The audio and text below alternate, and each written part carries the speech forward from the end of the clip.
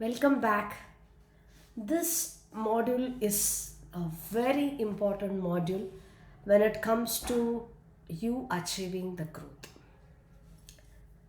Um, Many doctors who are running their practice have this fear or concern of how if I appoint or if I build a team and have other doctors who are able to work under me for me to achieve the goal, the vision that I want to accomplish.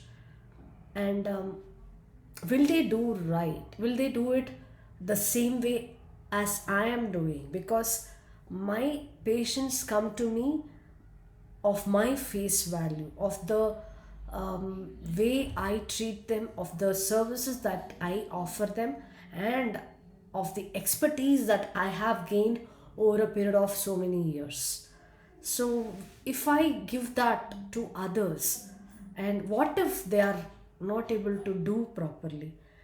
And this fear, this thought process keeps the doctors of not growing, of not overcoming that and be in the same place. To address that, this session will help.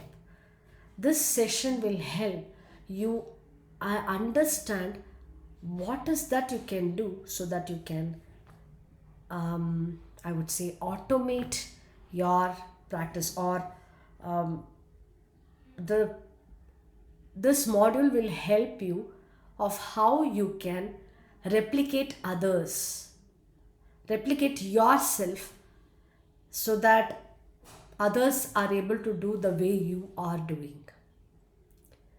It might be interesting, right? Yes, automation is possible. If you look at many flourishing hospitals, for that matter, any bigger hospital which has chains of hospitals or having the center of excellence of various facilities, it is very much is possible because of this one particular aspect. And if you know how to do, even you can build a big hospital or have your clinic, even a clinic having a clinic in multiple locations, or you have a better option as well. You can focus on having a franchise system for your practice where some other doctor is working for you, and for the doctor's effort you are also earning passively without your effort. That is possible when you have this particular factor in place. Let us jump into the session and see what is that factor which will help you to automate your practice, to replicate you, and to scale your practice. And that is going to be the systems. So, this is the practice growth system. In the next session, I have covered in depth of how you have to implement. Here, I am going to give you a small introduction, give you of what it is all about, so that you understand the concept and then you will be able to implement it in your practice. So, the growth system, the system is all about the process. So you have to create process. Whatever work that is happening in your clinic or hospital, you may be a eye specialist, you may be a dental surgeon, you may be a cardiologist or a cardiothoracic surgeon or a gynecologist, you might be any specialty.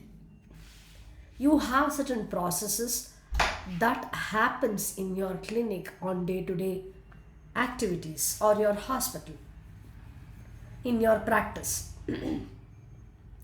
For each and every activity there are set of processes.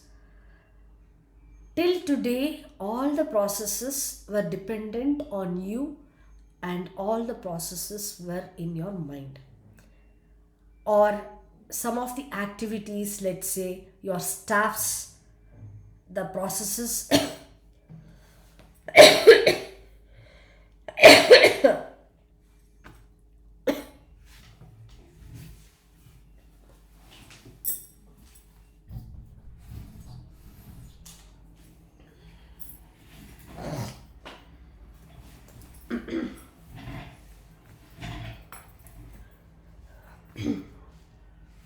The processes were in their mind. So if you want, if they um, want to quit their job because they got a, and if they want to quit their job, you have apprehensions that what will happen if this person lives me. So you tend to negotiate or renegotiate with them, and your practice is dependent on them.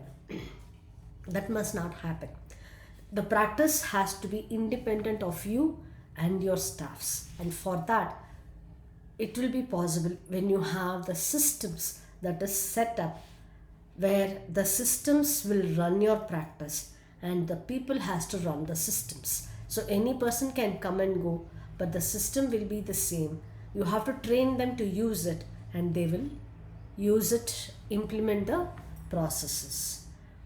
So what you have to do is, for each and every functions that we discussed in the previous session, the 6 functions which I covered, there can be additional functions depending upon the hospital or the range of hospital that you have. The additional function that you can also focus is R&D, or the research and development. You can call it as an innovation team, where you focus on innovating new ideas to ensure you are able to grow your practice.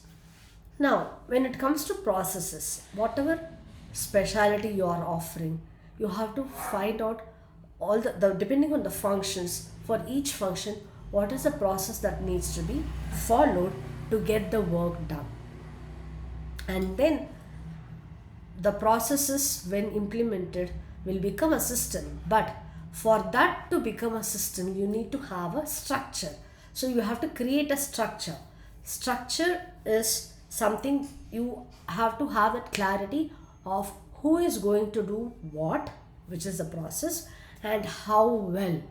How well means, now when you do the process, if you look at the SOPs, standard operating procedures, there are set of guidelines that a person has to follow to get the work done, but there is no way you can measure it.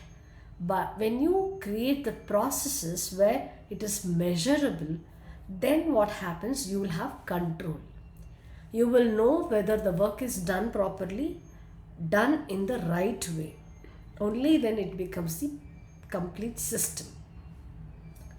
The structure is to identify who is going to do, that is, what role is going to do what process, and based on what metrics, which becomes the KPI, or key performance indicator.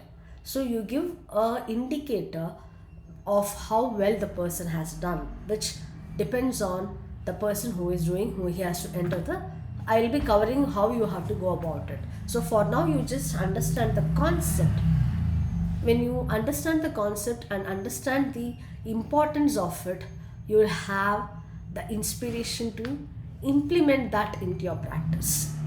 And this is going to definitely consume time, some time of yours, but that time is worth spending, because this will give you more time in the future for you to focus on growth, for you to scale your practice.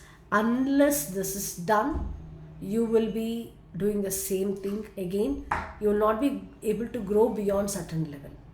So this aspect is very important, and you have to do. And the fourth important component in growing your system, in building your system, is competent team. Now you should have a competent team which runs the systems and the system will keep your practice growing, will keep your practice functioning continuously. Now it's like this: when you don't visit your practice, still your clinic or the practice will keep functioning the same way. That is the reason you need to have the systems, the processes in place, and having a right person or the competent team to handle the system. So this is the concept, and this is the importance of you having your system.